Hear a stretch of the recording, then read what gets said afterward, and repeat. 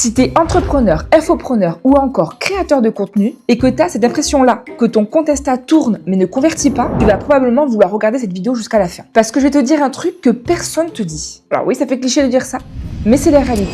9 entrepreneurs sur 10 ratent leur story. Pas parce qu'ils sont nuls, pas parce qu'ils n'ont pas de talent ou pas parce que leur offre elle est mauvaise. Parce qu'ils font 3 erreurs précises. Toujours les mêmes. Et ces 3 erreurs-là leur coûtent des clients tous les jours. Et le pire, c'est que c'est pas une question de design, c'est pas une question de followers, c'est pas une question de reach, c'est juste qu'ils savent pas comment écrire des stories qui convertissent. Alors moi, je m'appelle Sarah. J'ai un compte sur Instagram qui s'appelle sarah.1km. Et je gère les stories d'infopreneurs, de gros infopreneurs qui font des vues, mais pas assez de clients. Mes clients aujourd'hui, c'est Léo Gross, Market Damp, François Maubert, Alexandre Brossard, Timéo Auguer, Clément Bravo et plein d'autres. Et avant de faire ça, j'étais courtière pendant 7 ans. 7 ans dans un métier que j'avais pas choisi. Donc crois-moi, si t'as l'impression que t'es coincé en ce moment, je sais ce que c'est. Dans cette vidéo, je vais te montrer 3 choses très concrètes. D'abord, je vais te raconter rapidement comment j'en suis arrivée là. Pas par narcissisme, mais parce que mon parcours va probablement t'apprendre quelque chose sur ce qui bloque chez toi en ce moment. Ensuite, je vais te montrer les 3 erreurs que je vois littéralement à chaque appel de closing avec un nouveau client. Tu vas probablement te reconnaître dans au moins une sur les 3. Et après, je vais te partager ma méthode, le système exact que j'utilise pour transformer les stories de mes clients en levier de conversion. Pas en théorie, avec des exemples réels de mes clients actuels. À la fin, je pourrais te montrer comment bosser ensemble si jamais ça te parle. Mais avant tout ça, un truc important. Cette vidéo, elle dure environ 25 minutes. C'est long. Et je te demande pas de la regarder en accéléré pendant que tu fais ta vaisselle. Je te demande de t'asseoir, de prendre un café et de la regarder vraiment. Parce que ce que je vais te partager, les gens dans mon domaine le partagent jamais gratuitement. Tu vas pas trouver ça dans un réel de 30 secondes. Donc si t'es prêt, on y va. Donc rapidement, qui je suis pour comprendre pourquoi je fais ce que je fais aujourd'hui et pourquoi tu peux me faire confiance sur ce sujet. Il y a 2 ans, j'étais courtière. J'avais un CDD, puis ensuite une alternance, puis un CDI, toujours dans le même cabinet. 7 ans au total dans un métier que j'avais jamais vraiment choisi. J'avais 25 ans, un bon salaire, une vie stable, tout ce que la société te dit de vouloir. Mais tout le matin, je me levais avec cette sensation, tu vois cette sensation, celle que tu as au fond de toi, tu sais qu'elle est là, mais sans pouvoir dire à voix haute que c'est pas ta vie. Que ça peut pas être ça pendant 40 ans. Sauf que j'avais aucun plan B. Donc je restais. Je faisais comme tout le monde, je me disais que c'était normal, que j'allais m'habituer et que c'était ça, la vraie vie d'adulte. Et un jour, j'ai adopté 2 chiens, Rox et Rio. J'ai ouvert un compte Instagram juste pour documenter notre vie, sans aucune ambition business, juste parce que j'en avais envie. Ce compte, il a explosé 11 000 abonnés. Et c'est là que pour la première fois, j'ai compris quelque chose. C'est pas que j'étais nulle, c'était juste que pendant 7 ans, j'avais mis mon énergie dans le mauvais endroit. Quand j'ai commencé sur les réseaux, je suis tombée sur le compte de Léo Gross. J'ai pris sa formation, j'ai été l'une de ses premières clientes. C'est comme ça que j'ai fait péter le compte à 11K. Et de fil en aiguille, il m'a recruté comme coach dans son programme. Et en août 2025, j'ai quitté mon CDI. Et là, j'ai créé Creator Sequence. Ça m'a fait rire de le faire comme ça. Mon offre, c'est simple. Je gère les stories Instagram parce que dans la majorité des infopreneurs, les stories sont sous-exploitées. Chez Léo, par exemple, c'est 50 à 60% de son chiffre d'affaires. Si tu n'utilises pas ce levier, tu laisses de l'argent sur la table. Pourquoi je te raconte tout ça? Parce que toi qui me regardes en ce moment, tu te dis peut-être que t'as pas le profil, que t'as pas commencé assez tôt, que les gens qui réussissent sur les réseaux sont ceux qui ont commencé jeunes ou il y a longtemps, qui ont des connexions, qui ont de la chance. Et j'ai créé Creator Sequence. Littéralement quelques mois après avoir quitté mon CDI. Donc le timing, il n'existe pas, le profil idéal non plus. Il y a juste des gens qui sautent et des gens qui sautent pas. Et si tu regardes cette vidéo aujourd'hui, c'est probablement parce que tu as déjà sauté ou que tu es sur le point de le faire. Donc maintenant qu'on a posé tout ça, passons réellement à ce qui t'intéresse, les 3 erreurs.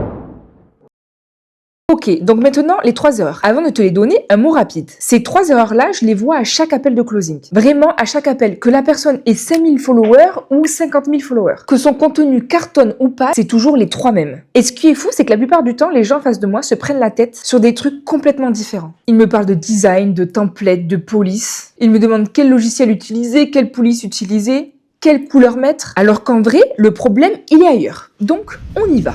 Erreur numéro 1, tu mets du beau sur du vide. C'est de loin l'erreur la plus fréquente et la plus chère. Tu refais tes stories, nouvelle palette, nouvelle police. Tu trouves une template qui te plaît sur Canva. Tu passes 2 heures à les personnaliser. Tu postes tes premières stories sur ton compte Instagram. Tes potes te disent que t'es beau, t'es content, contente. Sauf que ça changerait à ta conversion. Et tu comprends pas pourquoi, parce que t'es passé d'un truc visuellement qui était moyen à quelque chose qui claque. Sauf que voilà ce qui se passe réellement dans la tête de ton audience. Elle arrive sur ta story, elle voit que c'est beau pendant 1 à 2 secondes. Elle se dit « Ah ouais, sympa ». Et après, elle Elle lit et elle se rend compte qu'il n'y a rien dedans. Que tu lui parles pas à elle, que tu lui dis pas un truc qu'elle a envie d'entendre. Que tu nommes pas un problème qu'elle a. Donc forcément, elle scrolle. Le design, c'est l'emballage. Le copy, c'est ce qu'il y a dedans. Et les gens, ils restent jamais pour l'emballage. Ils restent parce qu'ils se sentent compris. Donc si tu as l'impression que tes stories sont belles mais qu'elles convertissent pas, la première chose que je veux que tu te demandes, c'est pas est-ce que mon design est bien, c'est est-ce que ma story parle vraiment à quelqu'un. Erreur numéro 2. Tu parles de toi au lieu de parler de tes clients. Cette erreur-là, elle est plus subtile. Mais elle tue la conversion encore plus que la première. Tu ouvres Instagram, tu cliques sur le petit bouton story, tu te dis bon, qu'est-ce que je vais raconter aujourd'hui? Tu réfléchis et tu finis par poster un truc sur ta méthode, sur un truc que tu as fait dans ta journée, sur ton offre. Tu postes, tu attends et il n'y a personne qui réagit. Pourquoi? Parce que ton audience, elle s'en fout de ta méthode dans l'absolu. Elle s'en fout de voici les 5 étapes de mon framework. Mais elle est carrément intéressée si tu lui parles de ta méthode à travers sa douleur à elle. Genre, au lieu de poster voici ma méthode pour structurer tes stories en 5 étapes, tu postes, tu fais tes stories tous les jours et personne réagit. C'est parce qu'il manque ces 5 étapes. Tu vois la nuance? Est-ce que tu la vois, la nuance? C'est pas compliqué. Dans le premier cas, tu parles de toi. Dans le deuxième, tu parles d'eux. Et tu places ta méthode comme la solution à leur douleur. Ce qu'elle veut entendre, ton audience, c'est sa propre douleur, sa propre frustration, son propre rêve. Et là, tu peux balancer ta méthode autant que tu veux, du moment qu'elle est emballée dans leurs mots à eux. Et le truc le plus fou, c'est que ces mots, tu as déjà accès. Tes clients, ils te le disent à chaque appel de closing, à chaque DM, à chaque setting. Quand ils te disent « je tourne en rond, je suis coincé, j'ai l'impression de bosser pour rien ». Ces phrases-là, c'est ton copy. C'est exactement ce qu'il faut que tu mettes dans tes stories. Sauf que la plupart des infopreneurs, ils écoutent ce qu'ils leur disent pendant l'appel de closing, ils raccrochent, et ils oublient. Alors que ces mots-là, c'est de l'or pour leur story et même pour ton contenu. Donc moi, ce que je fais avec mes clients, la première chose qu'on bosse ensemble, c'est extraire ces mots-là, les compiler, les organiser et les transformer en stories qui parlent vraiment à leur audience. Tu devines pas, tu écoutes et c'est ça qui convertit. Erreur numéro 3, tu postes des stories random au lieu de construire un parcours. Voilà la dernière, celle qui fait que même si tu as bossé sur le design et sur ton copy, tu as quand même très peu de conversion, voire zéro. Imagine ta semaine de story. Genre vraiment, mets-toi à la place de ton audience. Lundi, tu postes un témoignage client. Mardi, tu postes une petite citation. Oui, j'ai bugué et alors? Mercredi, un sondage random. Jeudi, tu oublies de poster. Vendredi, tu mets une photo de ton chien. Samedi, tu repostes un réel de notre compte. Et dimanche, tu balances un CTA, il me reste 3 places. Et tu te demandes vraiment pourquoi personne réagit au CTA de dimanche. Mais parce que t'as rien construit avant. Une semaine de story, c'est pas du contenu posté comme ça aléatoirement. C'est un parcours.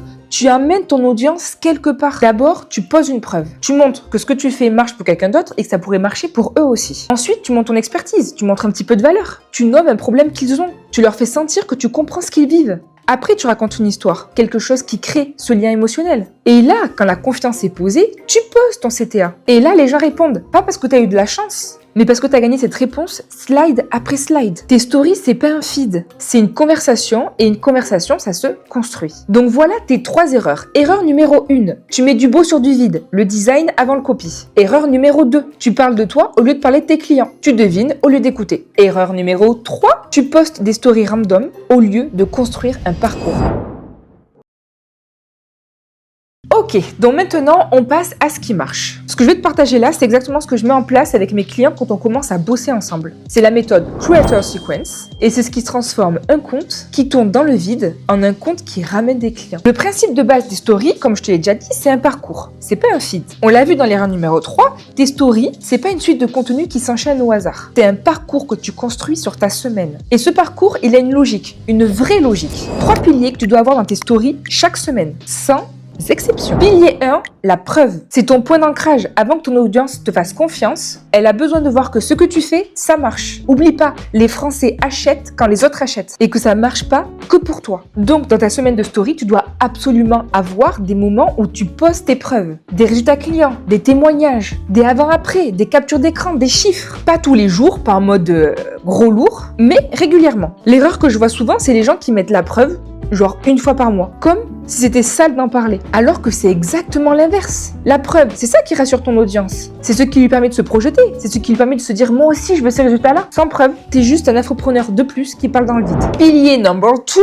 l'expertise. Une fois que tu as posé la preuve, il faut que tu montes ton expertise. Mais attention, pas n'importe comment. Et c'est là que la plupart des gens se plantent. L'expertise, c'est pas balancer des choses théoriques en mode voilà 5 astuces, blablabla. Ça, ton audience, elle en a vu 1000. Aujourd'hui, elle sait plus quoi en faire. L'expertise dans tes stories, c'est nommer un problème précis que ton audience elle a et lui montrer que tu la comprends mieux qu'elle-même, avec ses propres mots. Tu te souviens de l'erreur numéro 2? Les mots de tes clients? C'est exactement là que ça rentre. Tu prends une douleur précise, tu la nommes avec les mots exacts de tes clients et là, ton audience se sent comprise. Et c'est là que ton expertise y passe. Parce que tu lui as pas juste dit « je suis une experte », excusez-moi. Tu lui as montré que tu comprenais sa situation mieux qu'elle. Et ça, c'est 10 fois plus puissant. Le troisième pilier, c'est ce qui crée l'attachement. Oublie pas qu'on est des humains. Tu as des humains en face de toi. Parce qu'au bout d'un moment, ton audience, elle peut voir 1000 preuves, 1000 façons de montrer ton expertise.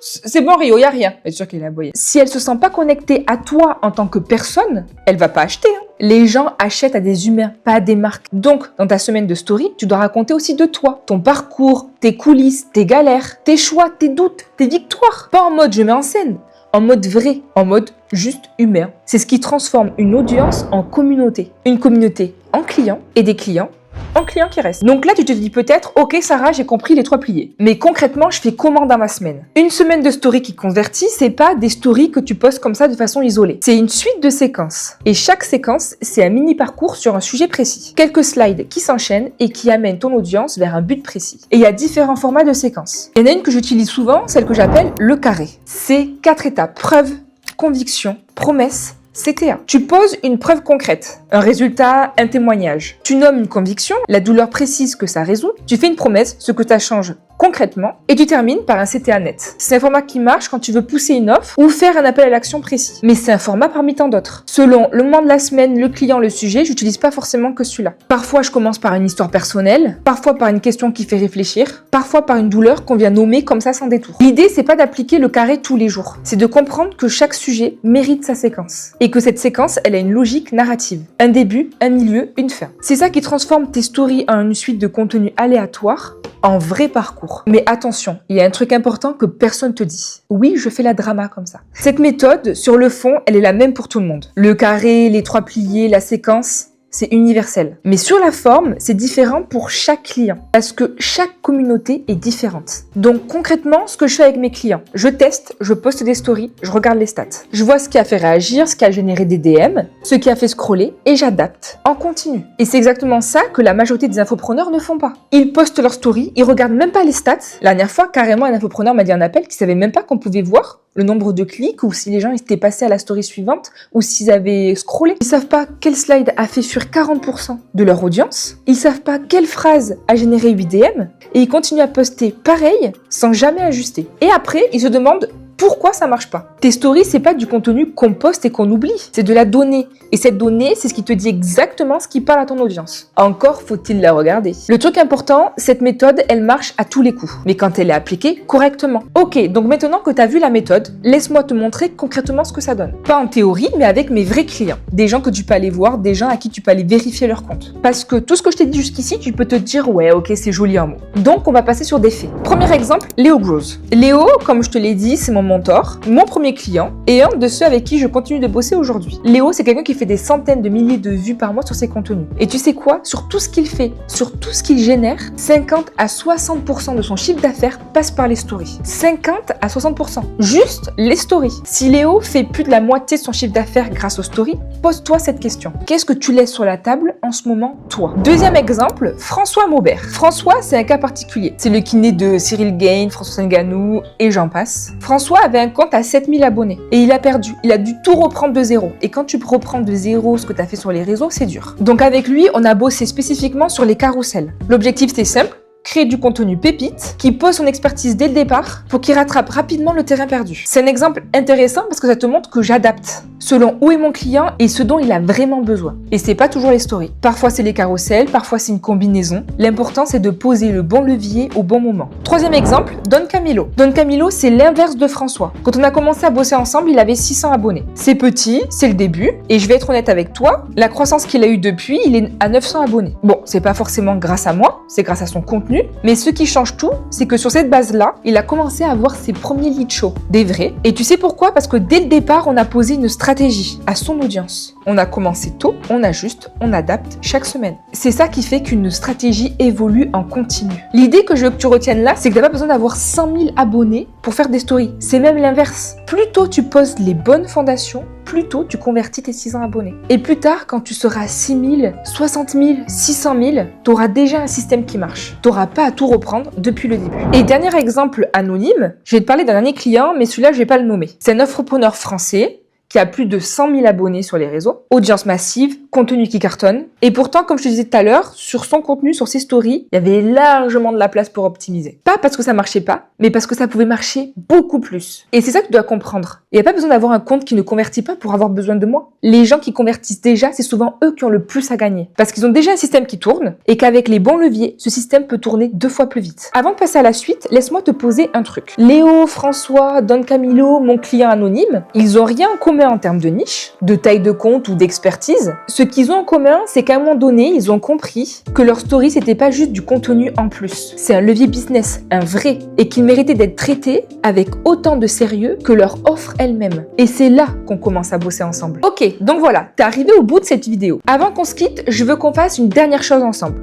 Juste un petit récap, pas pour répéter ce que j'ai dit, mais pour que tu sortes de cette vidéo exactement en sachant quoi faire. Ce que tu retiens, déjà le plus important, tes stories Instagram, c'est pas un truc en plus, c'est un levier business à part entière. Oublie pas, pour Léo, c'est 50 à 60% de ton chiffre d'affaires. J'insiste, c'est énorme. Pour la plupart des infopreneurs que je vois, c'est sous-exploité. Tu fais probablement 1, 2 ou 3 erreurs qu'on a vues. Maintenant, la vraie question. T'as 2 choix. Premier choix, tu prends ce que je viens de te donner. Tu fermes cette vidéo, tu te mets devant Insta lundi et tu essayes d'appliquer. Et tu peux totalement réussir comme ça. Vraiment, il n'y a aucune raison que ça ne marche pas. Si tu tiens dans le temps. Mais voilà ce que je vois dans la vraie vie.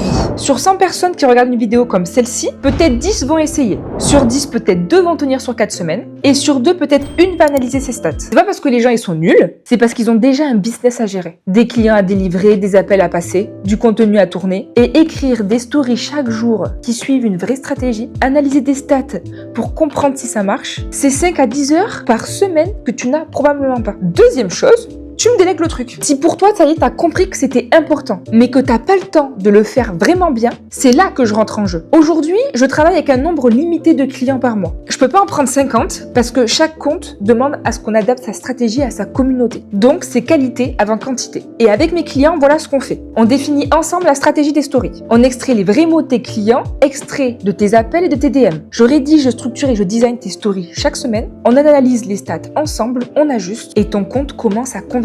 Pendant que tu te concentres sur toi, ce que tu sais faire. Créer du contenu, délivrer tes clients, gérer ton business. Comment on fait maintenant si ça t'intéresse? Si tu veux qu'on en parle, c'est très simple. Tu vas sur mon Instagram, sarah.1km, tu m'envoies un DM avec le mot YouTube. Je te répondrai personnellement. On posera 15 minutes ensemble pour comprendre où tu en es, ce qui bloque vraiment et si bosser avec moi a du sens pour toi. Pas de blabla, pas de pitch commercial, juste un échange. Et si on est aligné, on bosse ensemble. Si on l'est pas, je te dis exactement ce que je ferai à ta place. Et même si tu fais rien, si tu m'envoies pas un DM, si tu décides pas de bosser avec moi, c'est pas grave. Vraiment. Mais s'il te plaît, fais un truc pour moi. Va sur ton compte Instagram, regarde tes 3 dernières stories et demande-toi honnêtement, est-ce que ces stories, elles parlent vraiment à mes clients idéaux? Est-ce qu'elles utilisent leurs mots? Est-ce qu'elles construisent quelque chose? Si ta réponse est non, t'as déjà fait le premier pas. Tu sais ce qui cloche et c'est déjà énorme. Le reste, c'est juste de la mise en place.